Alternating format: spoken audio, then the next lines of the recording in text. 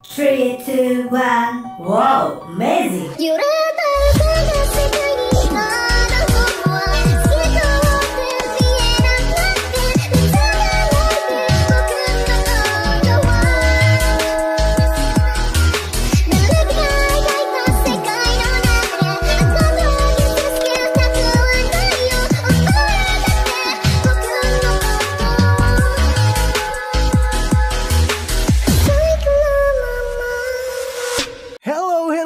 My friend, Monami Watashi no Tomodachi. Balik lagi di cerita manhwa.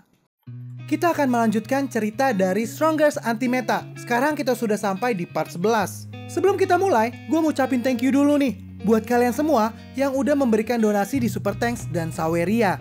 Kita mulai dari Super Thanks. Pertama-tama ada MD Raditya. Lato-lato nih kak, biar gak stres. Maininnya sih bikin gak stres, tapi kalau lagi lu ngerekod tapi ada bocah main lato-lato, mantep banget deh tuh. Kedua ada William Wijaya. Mantap Min, lanjutkan. Pastinya dong, kita akan lanjutkan terus. Berikutnya ada Miki Sabdatama Wijaya. Thank you Miki. Berikutnya ada Amir Nasrik. Koreksi ya kalau gue salah bacanya. Gue nggak tahu nih, Amir Nasrek atau Amir Nasrik. Katanya, semangat upload Min, semoga di-mention. Pasti dong kita akan mention. Berikutnya ada fans manhwa dan manga. Katanya, semangat Min. Pasti semangat dong. Ini berkat dukungan kalian semua. Berikutnya ada Nanang Hairul Anam. Thank you kak buat donasinya. Kita akan berpindah ke Saweria. Pertama ada Ariel. Katanya, semangat Min. Terus ada Indra Kurniawan. Semangat bang. Terus ada Rahel. Katanya, tetap lanjut bang. Enak didengar suaranya. Makasih Rahel. Selanjutnya ada Sagalawayah. Katanya, tambah durasi dikit Min. Tenang aja, durasi bakal ditambahin kok. Berikutnya ada Lins. Katanya, makan kurang afdol kalau nggak nonton video dari Mimin. Wow, thank you nih. Berikutnya ada Yuda Retno. Katanya, biar lebih semangat uploadnya Min. Thank you Retno. Berikutnya ada Dian. Buat beli gorengan bang, lanjut upload lagi bang. Wah, makin betah ngedit dong kalau kayak gini. Berikutnya ada Zo. Tetap semangat dan jaga kesehatan Min. Thank you Zo. Berikutnya ada Enal. Semangat Min buat kontennya. Maaf Min, cuma 1000. Gak apa-apa. Santai aja, oles. Gue udah seneng banget loh kalian itu udah donasi. Karena dengan donasi kalian, ini bisa banget buat ngembangin channel gue lebih baik lagi. Berikutnya ada Rofil. Katanya, semangat Min. Pasti dong. Berikutnya ada Chandra. Semangat bang kontennya. Pasti Chandra. Berikutnya ada As Game. Katanya, maaf bang cuma ada segini. Gak apa-apa As, santai. Berikutnya ada Putra. Katanya, yo bang masukin kontennya dong, aku fans abang nih. Wah, pasti dong gue bakal masukin konten. Thank you ya Putra. Berikutnya ada Alex. Min, maaf cuma ngasih sedikit. Santai-santai. Berikutnya ada Darel. Katanya, doain gue biar cepet sembuh bang. Mari kita semua menundukkan kepala dan mendoakan agar Darel cepat sembuh, apapun penyakitnya.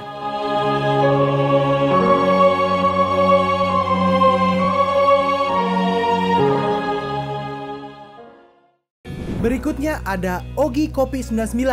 Katanya, maaf cuma segini Min. Sehat selalu buat kita semua. Amin. Sekarang gue mau menginformasikan kepada kalian semua bahwa channel ini sudah memiliki 3 editor dan besok akan mulai kerja. Semoga dengan ini semua channel ini makin produktif lagi dan bisa terus menghibur kalian setiap harinya. Buat kalian yang mau support channel ini dengan donasi, kalian bisa pilih antara Super Thanks atau Saweria. Tapi bagusnya sih Saweria ya, karena potongannya cuma 5%. Kalau Super Thanks 30%.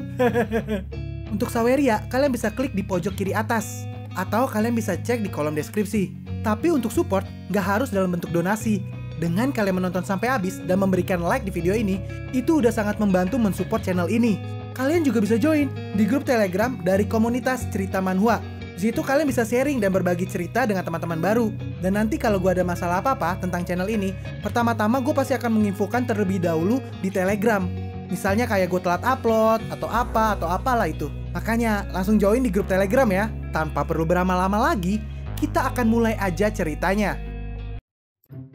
Melanjutkan cerita dari chapter sebelumnya, di mana Sukie berhasil merampok orang-orang yang ikut dalam ujian danau terbalik. Kita berhasil mendapatkan banyak harta di ujian ini. Duan Jude berkata, kalian ini ya bener-bener licik banget. Setelah mereka memberikan harta mereka, kapal-kapal mereka pun mundur meninggalkan tempat ujian. Nona Liu berkata, "Lihat itu, kapal-kapal pasukan utama sudah mundur. Kita telah memenangkan ujian danau terbaliknya. Pulaunya berada di depan. Ayo kita cepat ke sana untuk mendapatkan air suci kehidupan." Sukue menjawab, "Oke, ayo kita berangkat." Mereka pun pergi menggunakan helikopter. Nona Liu bertanya, "Xiao Kuekue, setelah mendapatkan air suci kehidupan, apa yang akan kau lakukan nanti?" Duan Jude berkata, "Air suci kehidupan memiliki efek untuk memulihkan cedera secara instan. Itu adalah harta yang langka. Benar, aku akan segera mendapatkan air suci kehidupan. Setelah aku mendapatkannya, aku bisa menyelamatkannya. Untuk mencapai tujuan ini, aku sudah melakukan perjalanan ke banyak negara dan akhirnya sampai ke sini." Nona Liu merespon, "Setelah kau mendapatkan air suci kehidupan, kau bisa menyelamatkan orang yang kau maksud. Lalu kita juga akan menyelamatkan Hongyan. Dan pada akhirnya, perjalanan panjang kita pun akan berakhir." Ergozi pun ikut bersuara, "Setelah itu, apa yang akan kau lakukan? Jangan bilang setelah menyelesaikan ini kau akan kembali ke rumah dan menikah." Sukue menjawab, "Haha, itu sangat membosankan. Tapi kampung halamanku, aku tidak bisa kembali ke kampung halamanku. Andai aja ada cara untuk melintasi antar bintang." Hah, omong kosong apa yang aku bicarakan ini? Mendengar perkataan itu, mereka tampak kaget dengan pernyataan dari Sukue. Sukue merenung di dalam hati. Apa yang terjadi padaku hari ini, bulan ini, itu membuatku makin rindu dengan kampung halamanku. Kampung halaman yang tidak akan pernah kulupakan, yaitu bumi. Ibu yang melahirkanku dan membesarkanku, dan terutama adikku yang tersayang. Dunia ini memang dipenuhi hal baru, tapi seiring berjalannya waktu, aku pasti akan merindukan masa laluku. Di saat Sukue merenung dengan sedih, Nona Liu mencoba menghibur. Dia mencolek Sukue. "Xiao Kuekue, selama rumahmu masih ada di sana, pasti akan ada jalan untuk kembali." Sukue menjawab, "Aku yakin pasti ada jalan untuk aku kembali. Lihat-lihat, pulau pertama udah ada di depan kita. Ayo kita bersiap-siap." Ergozi merespon, "Benar-benar, aku sudah mencium air suci kehidupan. Ini benar-benar nostalgia. Teh dari air suci kehidupan adalah produk yang hebat.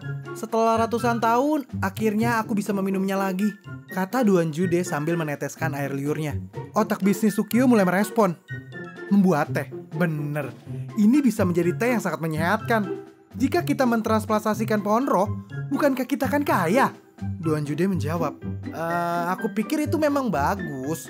Cuman, pohon roh itu ditanam dari biji-bijian roh yang jatuh dari dunia para dewa. Itu terbebas dari 5 elemen. Tapi hanya para dewa yang bisa menggoncangkannya."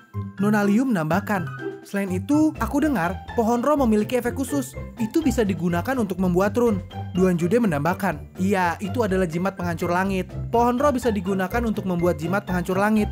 Nona Liu dan Ergozi bertanya, "Apa itu? Jimat penghancur langit ratusan kali lebih kuat dari jimat biasa. Itu bisa digunakan untuk merobek ruang dan melakukan perjalanan antar bintang yang jauh. Gak peduli seberapa jauh itu, kau bisa pergi ke sana hanya dalam kedipan mata." Sukio yang mendengar ini kaget. "Apa?" Di dalam hatinya, "Perjalanan antar bintang? Apakah ada kemungkinan aku bisa kembali ke bumi jika ada jimat penghancur langit? Tampaknya aku harus benar-benar mencari cara untuk mendapatkan pohon itu." Sesampainya di sana, mereka melihat pohon besar yang berada di hamparan tanah yang luas. Nona Liu menjelaskan, Xiao Kuekue, sana pergi, ambil air kehidupan itu." "Oke." Sukue memanggil sistem. Sistem langsung menjelaskan bahwa air yang berada di bawah pohon itu adalah air suci kehidupan. Air suci kehidupan adalah salah satu bahan untuk pengembali jiwa. Setelah pengekstrakan berhasil, Sukue memiliki semua bahan untuk membangun kembali tubuh dari Xiaorou. Lalu sistem bertanya, apakah Sukue ingin mengekstrak air suci kehidupan? Tentu saja Sukue menjawab iya. Segeralah sistem mulai mengekstrasinya. Saat sistem mengekstraksi, air kehidupan itu mulai berontak. Airnya itu berubah wujud dan mulai menyerang Sukue. Sistem langsung memberi peringatan. Ekstraksi air suci kehidupan telah gagal karena sistem menemui hambatan. Sukue menjadi marah. Sistem sialan, apa kau main-main denganku? Kenapa ekstraksinya gagal?" Karena kegagalannya itu, sistem menjadi marah. Sistem berkata, "Berani-beraninya kau menghalangi sistem ini." Segera sistem mengaktifkan mode balas dendam, di mana sistem mengangkat pohon itu sampai ke akar-akarnya. Dengan sombong, sistem berkata, "Apanya yang pohon roh? Aku akan menarikmu." Alhasil, pohon itu tercabut sampai ke akar-akarnya. Duan Jude, Nona Liu, dan Ergozi tampak kaget. "Apa? Itu bisa ditarik?" Dalam hati Sukue, bukankah katanya hanya dewa yang bisa menguncang pohon roh? Kenapa sistem bisa langsung menariknya? Dan alasan sistem menariknya karena ada yang menghalangi, dan sistem mencoba untuk balas dendam. Tampaknya sistem ini benar-benar punya temperamen yang buruk, dan hanya ada satu untuk menjelaskannya. Sistem ini mengerikan. Setelah itu sistem memberitahukan pohon roh dan air suci kehidupan telah berhasil diekstraksi. Dan sistem menanyakan apakah Sukue ingin memasukkannya dalam penyimpanan. Tentu aja Sukue pasti menyetujuinya. Akhirnya kedua barang itu pun disimpan di penyimpanan. Duan Jude, Nona Liu, dan Ergozi, mereka semua berlari menghampiri Sukue. "Bocah, bagaimana kau bisa menarik pohon roh? Kok bisa-bisanya kau menarik itu tanpa kultivasi?" Sukue menjawab dengan sombong. "Haha, apa kalian gak tahu? Seorang pria tampan sepertiku ini terlahir dengan kekuatan suci. Bukankah mudah saja untuk menarik pohon itu?" Hahaha. Mereka semua masih gak bisa terima. Sukue dengan nada sombongnya berkata, "Sus, bagaimanapun juga aku sudah menariknya. Kenapa sih kalian gak percaya? Udah kalian pergi aja. Biarkan aku mempelajari pohon ini terlebih dahulu." Ergozi bertanya kepada Duan Jude, "Bukankah dia cuma orang biasa? Bagaimana dia bisa menariknya?" Duan Jude hanya bisa menggelengkan kepalanya. Sukue bertanya lagi kepada Sistem, "Sistem, coba kau cari tahu tentang jimat penghancur yang dibicarakan oleh patua itu tadi."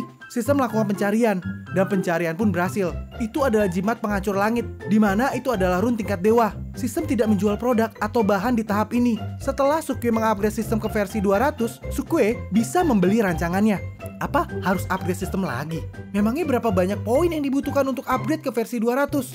Sistem memberitahukan, total poin yang dibutuhkan adalah 2,4 juta poin. Sukue tampak shock. "Aduh, sepertinya nggak mungkin untuk kembali ke bumi dalam waktu dekat. Sekarang 1 tahun aja aku cuma bisa mengumpulkan 100.000 force point. Kau bilang 2,4 juta? Aduh, itu pasti membutuhkan 24 tahun. Sial, tampaknya aku harus memperbaiki tindakanku dan bekerja keras. Aku nggak boleh nyerah. Gimana pun juga, aku harus menabung sebanyak mungkin." Sistem memberitahukan lagi kepada Sukue bahwa bahan untuk pengembalian jiwa sudah lengkap dan Sukue bisa memulai untuk melakukan penyulingan obat. Itu benar. 5 jenis rumput spiritual ditambah air suci kehidupan. Semua bahannya sudah lengkap. "Sistem, apakah sekarang aku bisa menyuling obatnya untuk membangkitkan Xiaorou?" Sukue berkata seperti itu sambil mengeluarkan pagoda yang dimana berisikan jiwa dari Xiaorou. Sistem memberitahukan, setelah diperiksa, jumlah aura di sini terlalu sedikit dan itu tidak cocok untuk penyulingan pil pengembali jiwa. Menyuling di tempat yang kaya akan aura akan membuat tubuhnya menjadi lebih baik. Itu benar. Aku nggak boleh ceroboh. Aku harus memberikan tubuh yang sempurna untuk Xiaorou. Sukue memanggil Ergozi. "Ergozi!" "Iya, ada apa? Bukankah kau pernah ke lantai 3? Apa kau ingat bagaimana aura di sana?" "Aura? Nggak ada yang spesial. Sepertinya sama aja kayak di sini." Seperti di sini? Terus, apa kalian tahu tempat di mana paling banyak aura di gunung ini?" Duan Jude berkata, "Nak, apakah kamu bicara omong kosong? Tempat paling banyak aura di gunung ini tentu aja itu adalah puncak gunung ini. Tapi sih itu hanya perkiraan, karena orang tua ini aja nggak bisa pergi ke sana, apalagi kau." Itu... Sukue berpikir dalam hati. Meskipun itu sederhana, tapi di dalam hatiku aku tahu, dengan kultivasiku saat ini, gak mungkin aku bisa pergi ke lantai 9. Duan Jude menambahkan lagi, "Tapi meskipun kau tidak bisa pergi ke puncak gunung itu, ada sebuah tempat yang memiliki aura yang sama kuatnya dengan puncak gunung." Sukue dengan kesal berkata, "Kenapa kau gak kasih tahu lebih awal? Emangnya di mana itu?" Bocah, bukankah kau pernah ke sana sebelumnya? Itu adalah ladang herbal guruku. Ruang itu terpisah dari lantai 9 gunung. Lingkungan dan aura di dalam sana semuanya sama dengan yang berada di puncak gunung." Sukue akhirnya sadar, bener. Ladang herbal itu, jika aku kembali ke sana, master dari Duan Jude pasti akan menemukanku. Gimana ini? Tapi aku gak peduli. Aku udah sampai sejauh ini. Aku gak bisa membiarkannya begitu aja. Kali ini, aku harus membangkitkan Xiaorou. Sukue berkata kepada yang lain, "Aku udah mengambil buah humanoid dari masternya Duan Jude. Dia pasti membenciku. Aku akan pergi ke ladang sendirian. Kalian tunggulah di sini." Nona Liu tampak khawatir. "Sukue, ayo kita pergi bersama. Jika masternya Duan Jude membuat masalah, kita bisa membantumu." Enggak. Ini adalah urusan pribadiku. Aku nggak bisa melibatkan kalian. Kalian tunggu saja sampai aku kembali. Jangan kemana-mana." Sukue pun berangkat menggunakan helikopternya menuju ke ladang herbal. Di dalam perjalanan, orang-orang melihat Sukue yang pergi dari danau terbalik. Kong Kechi berkata, "Pasukan utama udah pergi dan setidaknya ada 4 pohon roh yang bisa dia ambil. Kenapa dia pergi dengan begitu cepat? Pasti ada sesuatu yang tersembunyi." Tapi satu hal yang pasti, air suci kehidupan belum diekstraksi semuanya. Pasti ada beberapa pohon yang tersisa. Lalu dia memerintahkan orang-orangnya untuk kembali lagi ke danau terbalik untuk mendapatkan beberapa air suci kehidupan. Tibalah Sukyue di arai sebelumnya. Sebelum dia masuk, dia berkata, dengan kultivasi bibi itu, jika dia memukulku, aku pasti akan langsung mati. Aku harus meminta maaf dengan tulus. Aku harus membuat dia melihat permohonan maafku. Sukyue membuat permohonan maaf melalui lagu. Dia bernyanyi di depan gubuk yang ditinggali oleh wanita itu.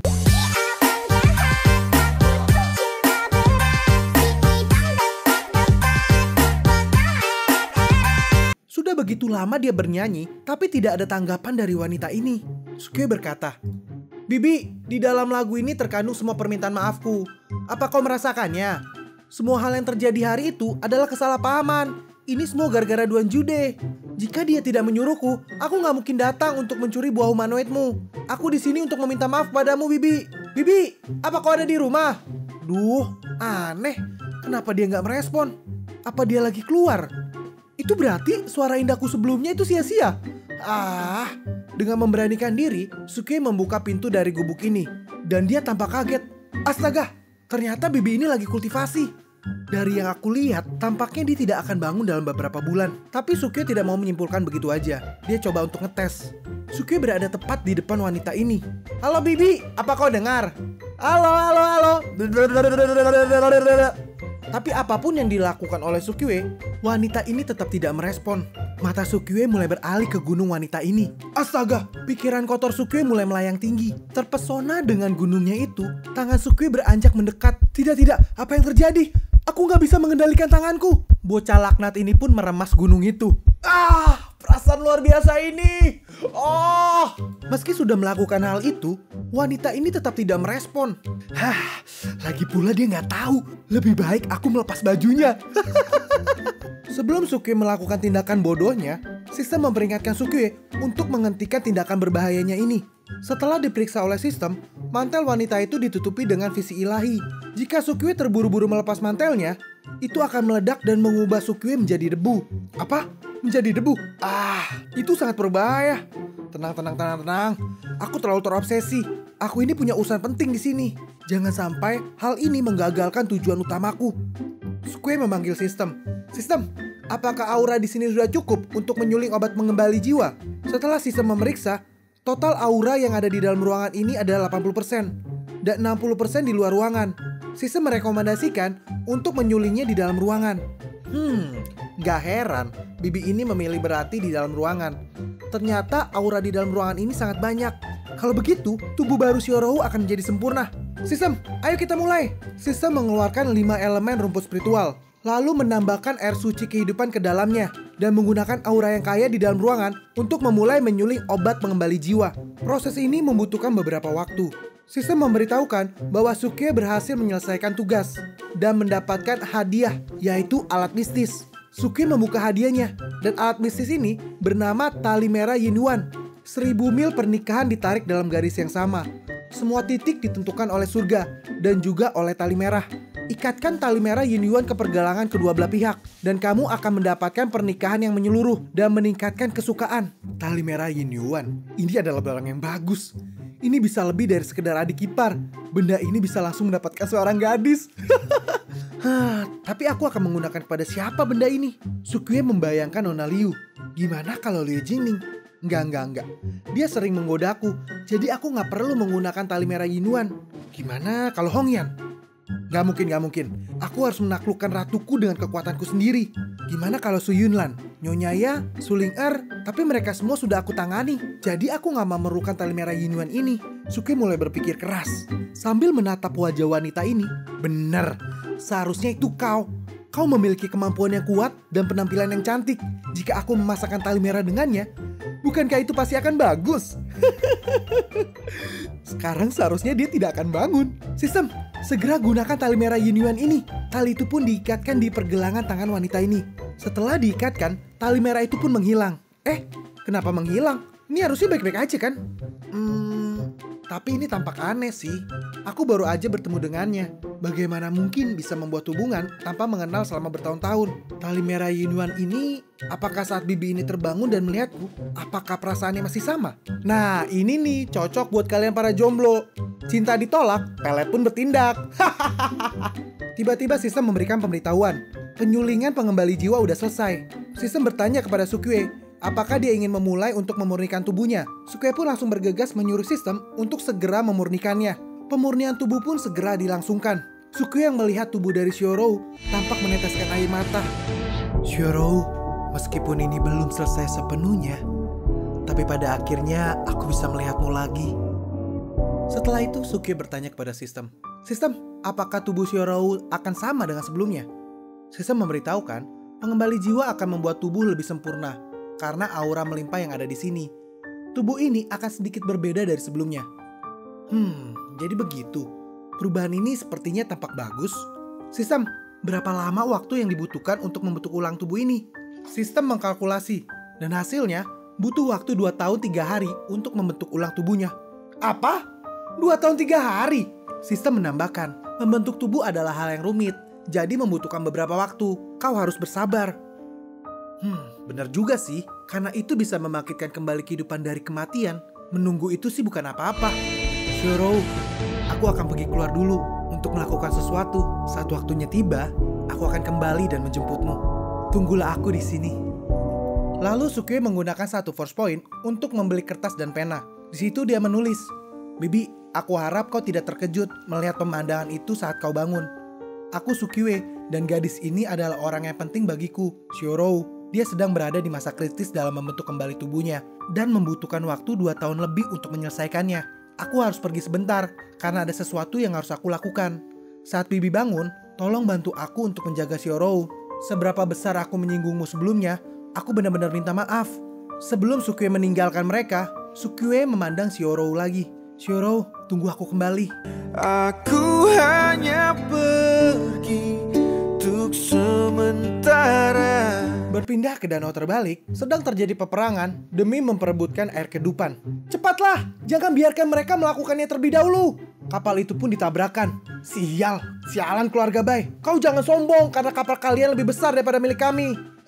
Sekolah kecil dari Nanzhao ingin bersaing dengan keluarga besar dari daratan timur.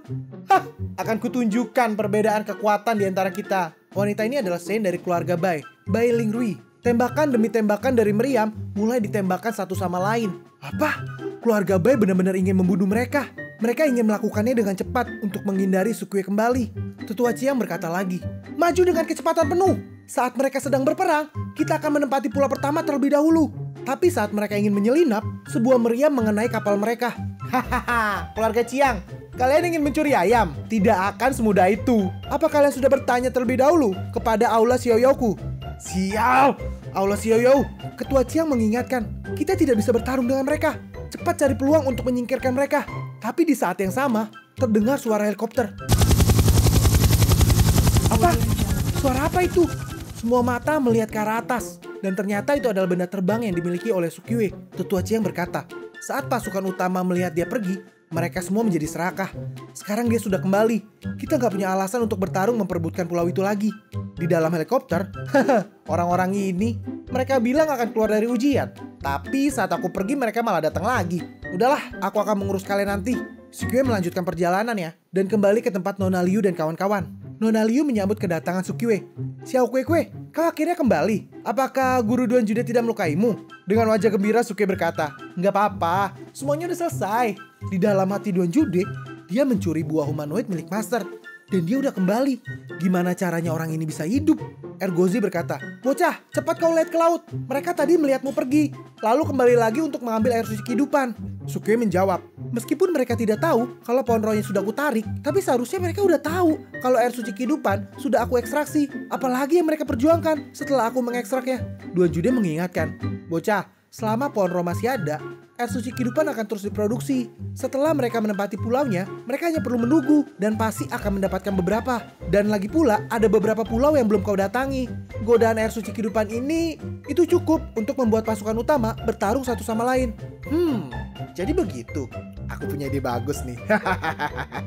Sukyue menggunakan helikopternya dan berdiri di tengah-tengah mereka. Semuanya, berhentilah! Nona Bai melihat ke atas. Sial, rencanaku gagal. Di kapal lain, Master Kong, apa yang harus kita lakukan sekarang?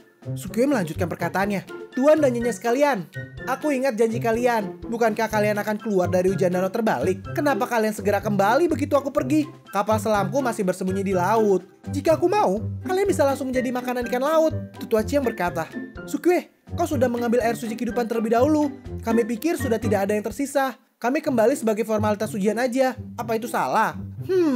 Yang kalian katakan itu benar. Air suci kehidupan yang ada di tanganku udah cukup. Aku ini bukanlah orang yang suka makan sendiri. Karena kalian sangat menginginkan air suci kehidupan, aku akan memberikannya. Nona Bai langsung merespon. Benarkah itu? Apa syaratnya? Cepat katakan. Bawahan dari keluarga Chiang bertanya kepada Tetua Chiang. Tetua, apa dia bisa melakukannya? Tetua Chiang menjawab.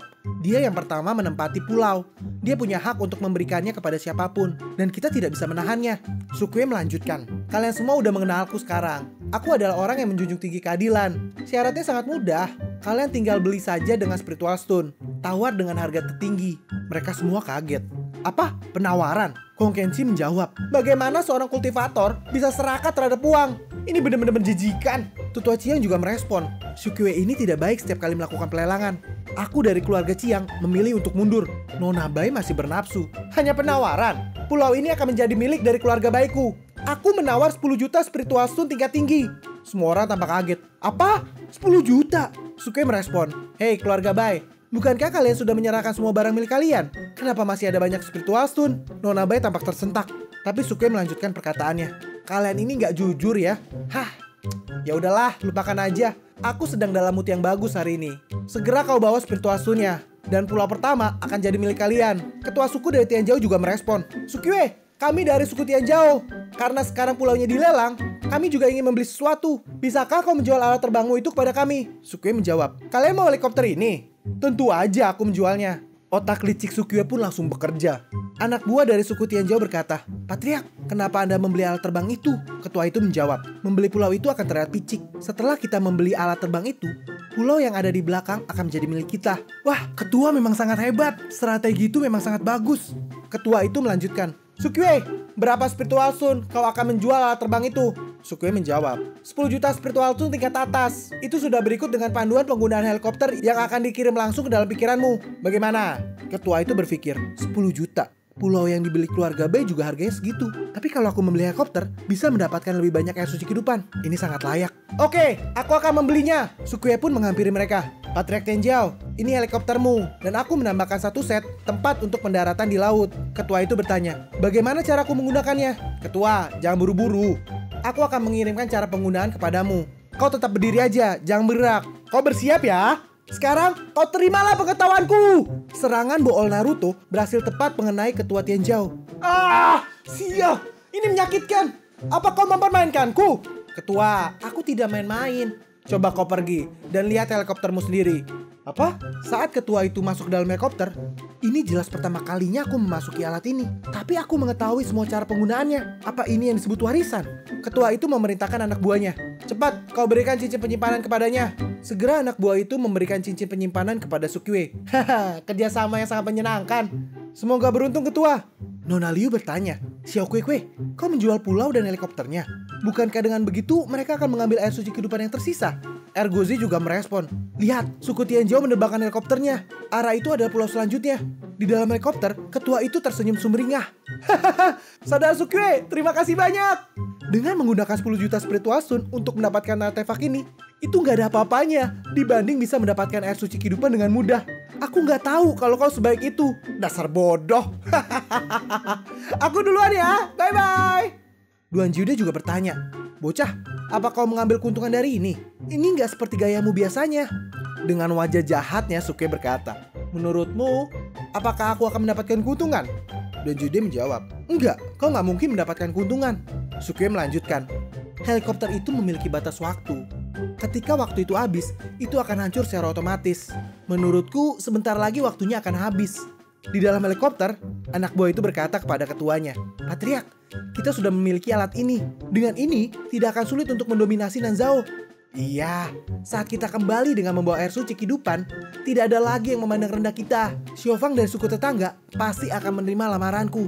Saat ujiannya selesai, aku akan melamarnya langsung. Tapi setelah dia mengatakan itu, tiba-tiba helikopternya itu hilang. Sistem memberitahukan helikopter sudah expire. Sistem akan secara otomatis menariknya. Mereka berdua yang berada di udara langsung terjun bebas ke danau terbalik. Ah, kenapa alat itu tiba-tiba menghilang? Tetua, kita akan jatuh ke laut. Xiaokue sialan. Semua tetua dari suku Tianzhou tidak akan melepaskanmu. Nona Liu dan Duan Jude tampak syok. Bocah, kau kejem banget. Di sisi lain, Nona Bai yang berada di dalam pulau mulai berteriak. Sukue, dasar kau bajingan. Kau memang menjual pulau ini kepadaku. Tapi persetan dengan pulau ini. Pohon roh yang ada di sini sudah kau gali. Sukue menjawab dengan wajah inosennya. Udah aku bilang aku menjual pulau. Tapi aku gak pernah ngomong kalau ada pohon roh di dalam pulau itu. Sukue, kau manusia yang gak punya malu. Setelah itu Nona Bai memuntahkan darah. Para anak buahnya mencoba menenangkan. Sen, tenangkanlah dirimu. Mau tahu kelanjutannya? Makanya pantengin terus channel ini. Jangan lupa untuk subscribe dan nyalakan lonceng notifikasinya, biar kalian gak ketinggalan video-video gue berikutnya. Bagi kalian yang baru nonton video gue ini, kalian bisa nonton video-video sebelumnya, biar tahu keseruan dari Sukue ini. Bagi kalian yang suka, jangan lupa untuk tekan tombol like dan share video ini ke sosial media kalian, biar makin banyak orang yang tahu dengan channel ini. Jadi gue makin semangat untuk buat video-video berikutnya. Kalau kalian ada pertanyaan atau kritik dan saran, kalian bisa langsung tinggalin aja di kolom komentar. Gue usahakan untuk membalas semua komentar yang kalian tulis. Sekian dulu cerita manhwa kali ini. Sampai jumpa di video selanjutnya. Sayonara!